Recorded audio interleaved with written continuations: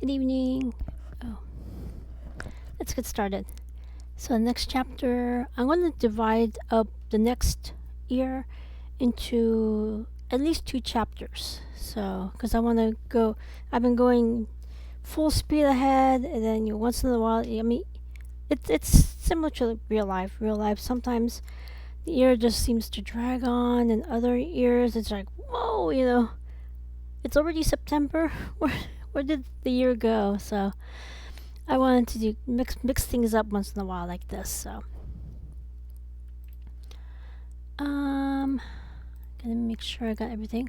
Okay, so chapter 46, first half of 2011. After the New Day feast at Chaki's parents' home, Erica was ready for the new year. On Sunday, January 2nd, Erica, Michael joined Ashley, Chaki, Kim, and Richard for services at the Buddhist temple. Michael and Richard went to pick up their respective dogs. They spent the rest of the day at Golden Park. After they packed up their pickleball equipment before leaving their home, they started with a fun round of pickleball. Erica and Michael had their round. Alex and Chucky taught Kim, Ashley, and Richard. Once Ashley figured out how to play this game, she squealed with delight and even started playing competitively. By then it was lunch. They went to their favorite venue. Michael and Richard gave their respective dogs their lunch, where they went to get their own lunch. For about an after lunch, Erica and Michael walked around the park, as was their tradition. They talked about the various people they saw. It ceased to amaze Erica how diverse the bike community is. When they returned to work, Erica immediately posted her next research project in the front lobby of the clinic. Fortunately, within the first 2 months of the new year, she got all the research volunteers that she needed. She booked a conference room for interviews. Fortunately, when Glenna is the one where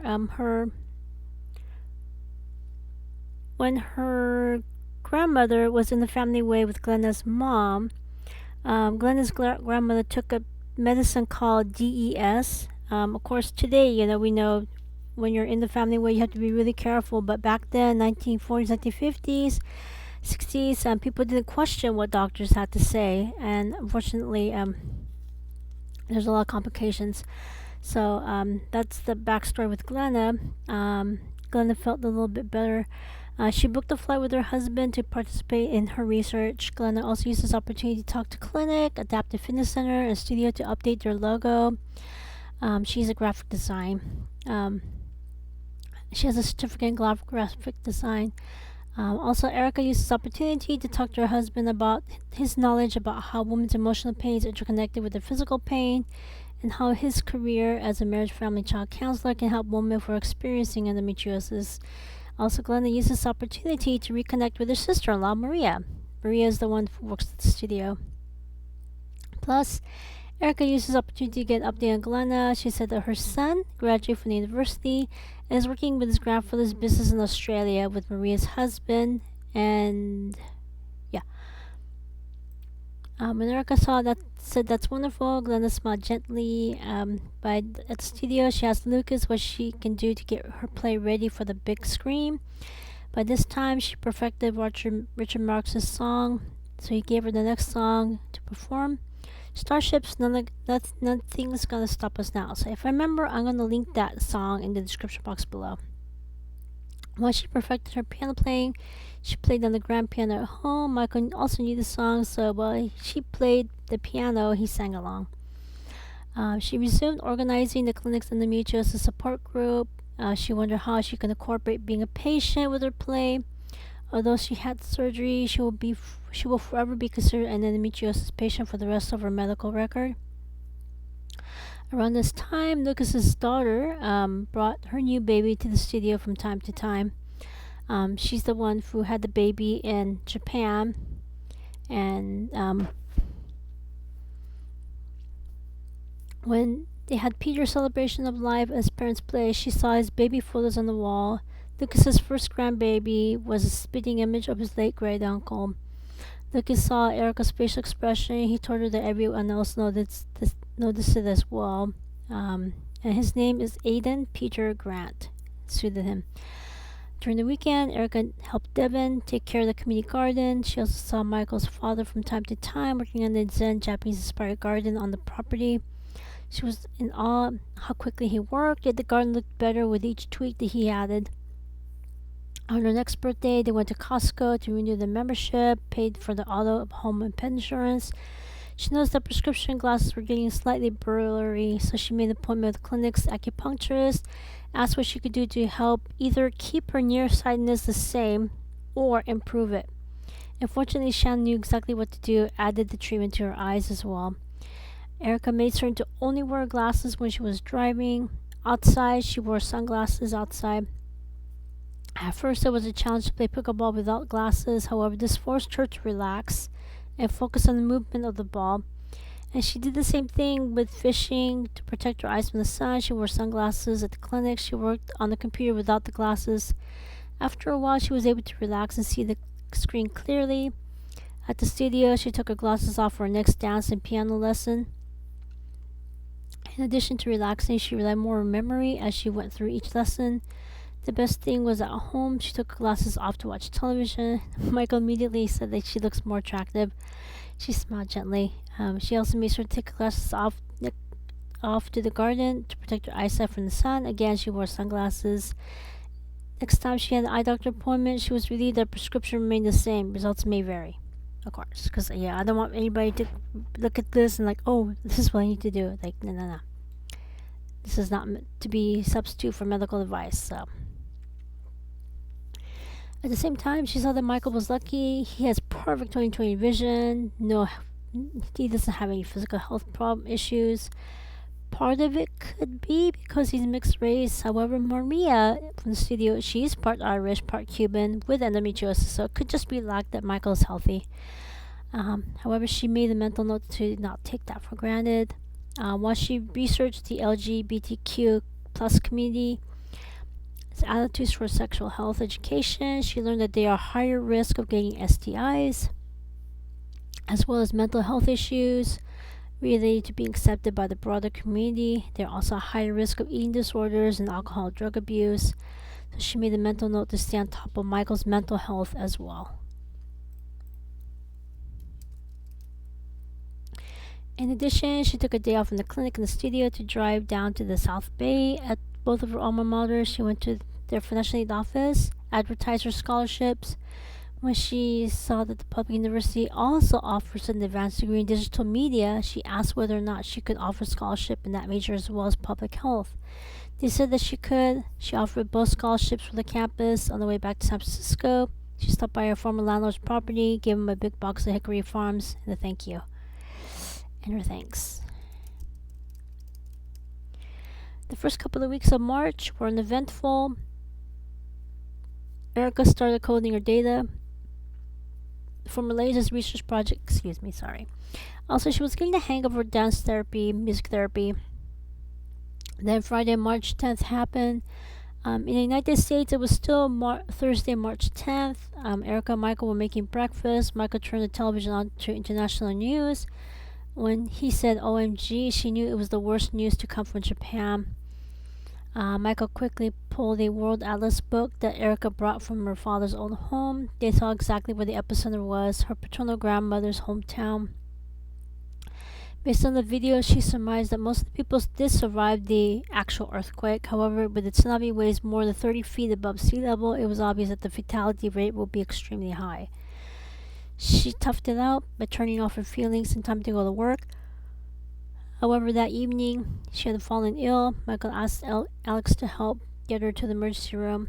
Granted, her period started the day earlier, however, had taken a turn for the worse. Once again, Erica is diagnosed as anemic. Michael asked her what she needed. She immediately told him Tokon and exactly where she has them. Alex drove home. He brought back some transdermal pain patches that contain pain medicine.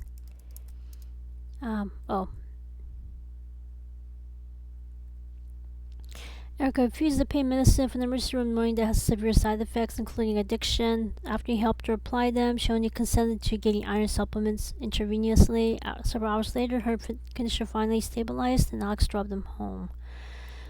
The next day, she called in sick to both the clinic and the studio, and she called the local imaging centers. Fortunately, she found one that had a cancellation that morning. After looking at the images, she saw the culprit. Both conditions were hemorrhaging, however, the uterine fibroids had gotten bigger. So she did the research, came up with several imaging centers that had advanced medical equipment and specially trained staff to administer the MRI guided focused ultrasound treatment. After she asked hard questions to each center, she narrowed down choices to two. Once she called both of them, one of them had an opening the following Friday, so she called the clinic to let them know that she's on medical leave until further notice. Clinic and studio.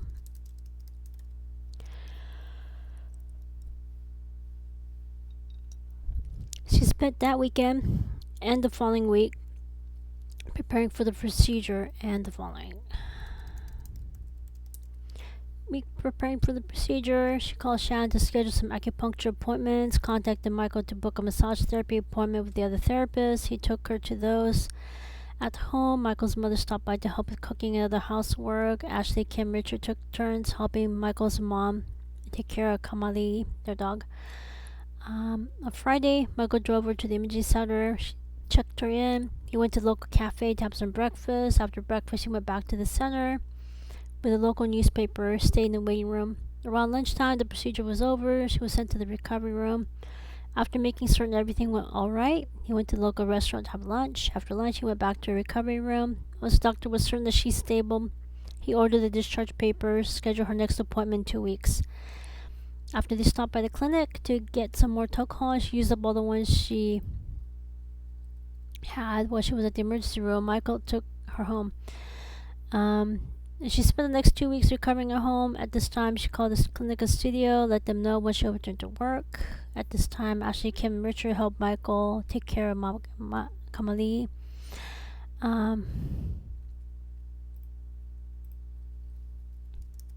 Michael's mom. Okay, so moreover, Michael's mom stayed in the other duplex for a couple of weeks until Erica's back on her feet. Michael helped with the cooking and the housekeeping until she was willing to get stuff done on her own. I think I probably could just do that because I keep repeating myself. In some ways, this procedure was a lot less intense than the surgery. However, the recovery was a lot rougher. With the surgery, she was walking as soon as the anesthetic wore off. With this new procedure, she was fatigued for most of the first week.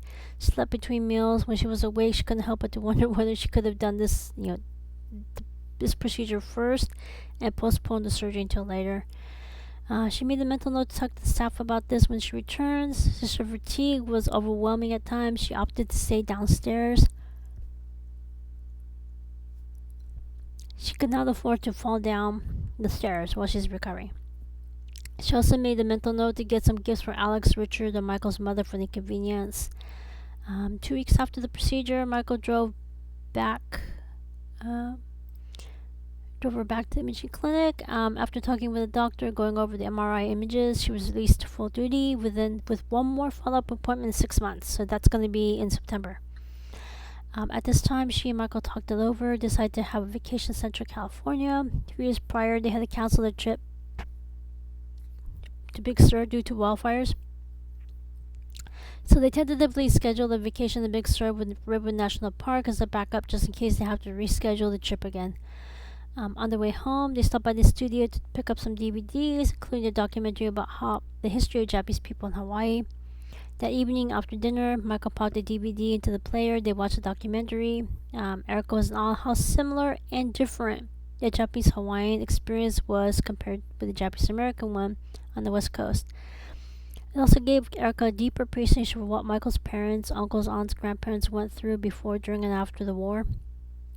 She spent that weekend preparing to return to work. At this time, Erica thanked everyone for their assistance and apologized for the inconvenience. That Monday, she returned to work. As a precaution, both the clinic and studio forced her to desk duty. However, once they saw that her recovery is complete, she's ready to return to full duty. The clinic had her work on research. The studio had her return to desk and piano lessons. The dance lessons will wait until the physical therapist says it's absolutely okay for her to resume dance lessons. When she offered to pay the full price of the MRI, the senior class staff showed that a significant number of endometriosis patients also have uterine fibroids. Moreover, one of the senior staff is applying for federal grant monies to conduct research on looking for why these two conditions are ex- uh, occur together in so many patients. So the clinic will pay for the procedure. After she thanked them, they nodded. For at least a while, she slept in the master bedroom with Michael. Part of the reason was just in case she has another health scare or she needs help. Granted, they still have the baby monitor for when her father and uncle stayed in the granny unit. However, the peace of mind was what she needed more than sleeping on a futon on a tatami mat. Also, Michael regretted buying so much alcohol. Much to his relief, Erica actually loved cooking with alcohol, and he especially loved her beer bread, mushroom risotto. So she asked him to either keep buying alcohol or buy the cooking variant, such as cooking sake and cooking wine. Plus, cooking helped distract her from the discomfort she felt from the procedure. Moreover, the proverb is true: the way to a man's heart is through his stomach. Heart. The following month, with Erica's blessing, Michael paid for HBO cable television service. The reason was this was the first season of the Game of Thrones. Again, if I remember, I'll link that in the description box below. Granted, part that most of you already know about this TV show. After watching the first season, they decided the next costume for the next Northern California Renaissance Fair. He'll dress up as Jon Snow. She'll dress up as Daenerys Targaryen. In terms of fishing, with Alex and Chucky, Erica started by fishing at the public pier. When she felt ready, she resumed going on Alex's boat. By then, she drove back to the South Bay to pick the next set of recipients for scholarships. And she stopped by her former landlord's property to drop off a big box of Hickory Farms. By then, she resumed going to various comedy clubs in San Francisco for their date night. When he filed income taxes, he completed paying off his debt to his parents paying off his student loans.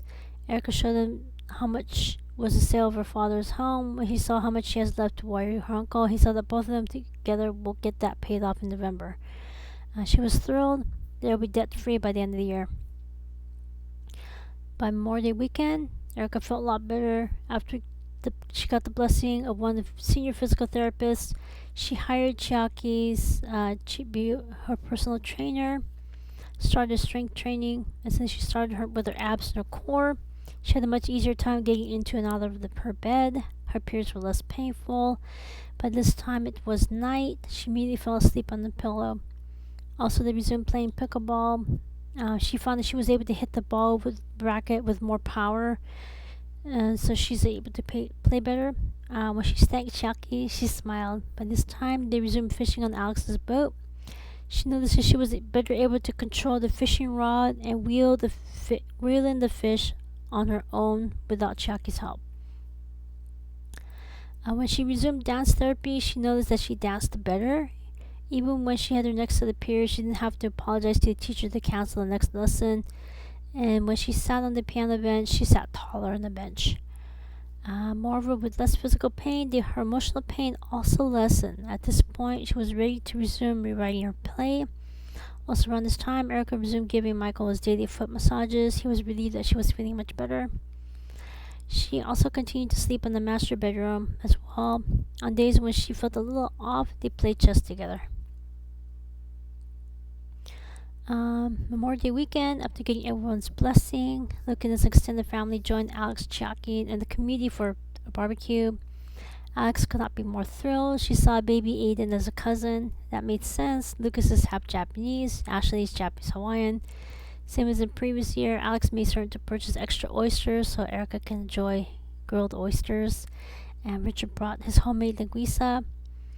Erica made her signature Hawaiian-style macaroni salad. Alex's tenant, Lisa and Olivia, brought fry bread. Devin brought her own dessert. In June, Lucas and his extended family made the permanent move to Brisbane, California. Kim could not be more thrilled. It won't be another 5 years until Aiden starts kindergarten. However, they saw that the local school districts aligned with their values. Moreover, they loved the community feel of this town. They took Alex and Chuck's lead, created their own gated community and community garden off to the side. Kim brought her younger sister and her husband to join the festivities. Erica was not surprised that King's younger sister married a man who was made in Japan Japanese. Moreover, Erica realized that Kim's younger sister does not have endometriosis, so Kim does not have any support. Erica made a mental note to support Kim in any way she can. That evening, Erica and Kim had their first family discussion at Erica's home duplex. Ashley, Michael, and Richard were in the main house playing with Halia and Kamali'i. Kim did not want any tension in the air, so she broke the ice. She apologized to Erica for telling her to not make the same mistake that she made. Erica immediately waved her apology away, saying that her uncles and aunts clearly see the critical mistakes her parents made. Moreover, after Japan bombed Pearl Harbor, there's no reason for people in Japan to immigrate to this country, especially the West Coast. Kim gasped and covered her mouth. However, she knew that Erica was telling the truth. When Kim can see that Erica had a lot of time to think about this, Erica carefully said that even though their parents left Japan, they brought their xenophobia and homophobia from Japan to the United States. That created a hostile family environment with toxic parents. In some ways, Kim's parents are lucky. Both of her daughters are straight. However, for people like Erica, with a younger brother who is Erica and her younger brother got the short end of the stick. Kim nodded. At this time, Erica carefully asked Kim about her parents. Kim thought about it for a while. And she said that both of them live in Japan. However, they live in separate houses. They are married only on paper. Erica gasped and covered her mouth. Kim nodded. Kim said that her parents also do not have anything in common. She doesn't understand why they got married in the first place. Moreover, she doesn't understand why they left Japan as well. So, next, Kim carefully asked Erica how her parents felt about Kaoru. Erica said that they're still in denial, and earlier in the year, he did marry his business partner. Kim said that she's not surprised. After they engaged in some small talk for about an hour, Kim saw herself out. Erica told her to let her know whenever she needs someone to talk to. Kim nodded. When Michael returned, he asked if they got everything out in the open. She nodded. He sighed with relief. In addition, in June, Erica and Michael joined Alex and Chuck in attending various Pride events throughout the Bay Area. During the weekdays, she worked at the clinic and studio. In the clinic, she continued working as an intern. Ashley continued working as an intern while attending classes at local community college. In terms of digital media, Ashley has already made an app to help women track not only their periods but to also record the symptoms and severity. Her goal is to have the app figure out which women have normal monthly pain versus who might have endometriosis or a related condition.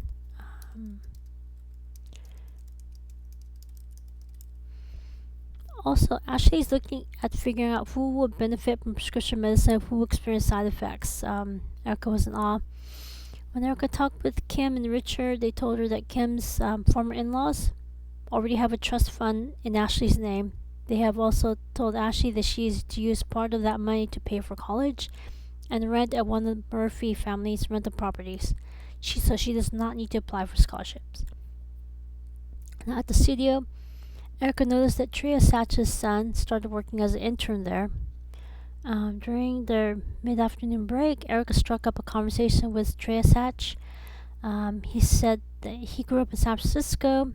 However, due to systemic displacement, economic pressure, gentrification, discrimination, racial bias in housing, he and his immediate family left San Francisco.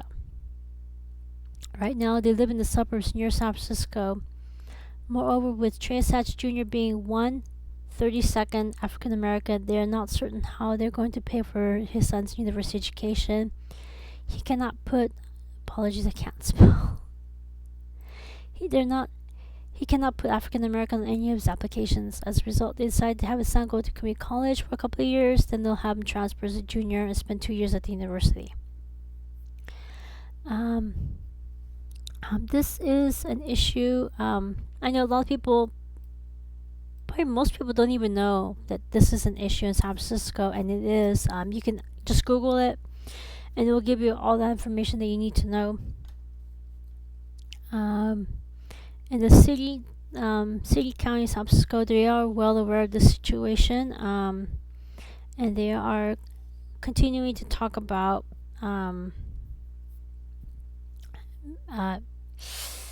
forgot what the word was, but it's restitution, or at least like an apology, because yeah. If you look at the demographics of San Francisco, I mean, big chunk of the population is Asian. And yeah, and then if you look at the census for each decade, like 1990, 2000, 2010, 2020, you can see the percentage of African Americans and the physical actual numbers of African Americans is decreasing. So this is an issue there, which is why I put the blurb that Erica told Triasach. I do understand that you and your family are having financial issues. I'm willing to help. So at this time, Erica told him that she has started a scholarship for 3 majors, including digital media. She wanted to know, would there be a conflict of interest if she helped out? Because obviously with Ashley, no way, because she and Kim are cousins-in-law now. There will be, nepotism. So she won't be able to help Ashley, and then Kim said, no. Kim's former in-laws are paying the full ride, so don't worry about that. But with Triasach, she noticed that he has an issue, so just wanted to make sure, would there be an issue? Because Kim's late husband, Peter, is related to the Murphy family of San Francisco. So that's why she talked to Triasach, and Triasach said that Peter is a distant cousin. They have one set of 3 times great grandparents in common, so they're 5 generations removed from each other, so there's not going to be a conflict. And he also thanked her for offering to help. So in terms of housing, again, same thing with Ashley. The Murphy family has a property management company. They will help out with the rent part. So currently, Triasach Jr. is working on an app that would detect whether or not a website is using someone else's copyrighted content. So she wasn't honest. She's like, oh yeah. So it's interesting. Yeah, we got a couple of people. Because you can see the difference between Generation X, which is like Kim and Peter. I think Kim and Peter are Generation X, and then we've got Erica and Michael for like I think Generation Y or Millennial, and now we got this generation, which is like Gen Z, Millennial. I could have done my homework trying to figure out all these different generations, but yeah, you can see there is that. Triasach, Kim, they're Gen X, so yeah, that's the other thing too. Anyway, around this time, Erica and Michael checked the local wildfire condition. Big Sur is a go. There's no wildfires that year, 2011. I think. Correct me if I'm wrong. I tried to do Google research. I think 2011 it was okay. So, excuse me. So Erica and Michael prepared to spend July in Big Sur. Although there are places in Big Sur that are dog friendly, there's always the danger of picking up ticks. So Michael made arrangements to board Kamali with Richard's family. So as with all of these videos, questions, comments, constructive criticisms, let me know, ask for clarification, and I shall see you next time. Take care.